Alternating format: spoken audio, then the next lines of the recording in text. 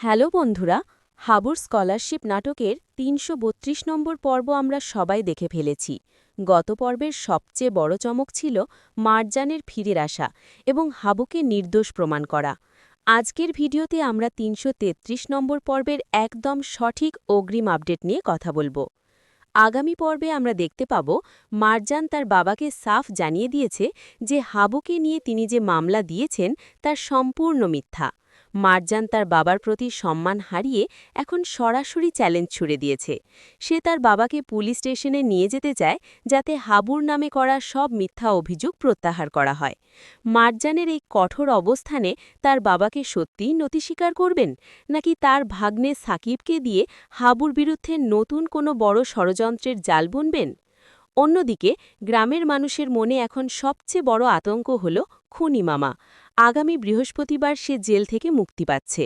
এই খুনি মামার আগমনের খবর শুনে সেকেন্ড চেয়ারম্যান বেশ খুশি হলেও বাদল ভাই এবং রুহিনরা অন্যরকম পরিকল্পনা করছে। বাদল ভাই খুনি মামার জন্য এক অদ্ভুত সংবর্ধনার আয়োজন করার কথা বলছেন, কিন্তু রাসেল যেভাবে মামার বিরুদ্ধে খুনি শিরোনামে গান বাঁধার সাহস দেখিয়েছে, তাতে গ্রামের পরিস্থিতি কোন দিকে মোড় নেয় সেটাই এখন দেখার বিষয়। হাবুর বাবা কাশেম কাকা অনেক চিন্তায় আছেন। তিনি ভয় পাচ্ছেন সেকেন্ড চেয়ারম্যান এবং তার এই খুনি মামা মিলে না জানি হাবুর ওপর প্রতিশোধ নিতে কোনো বড় হামলা চালায়। গ্রামের মানুষ হাবুর পাশে থাকলেও খুনি মামার মতো দুর্ধর্ষ মানুষের হাত থেকে হাবুকে নিজেকে রক্ষা করতে পারবে? মার্জান কি পারবে ঠিক সময় সব আইনি বাধা দূর করে হাবুর কাছে ফিরে আসতে?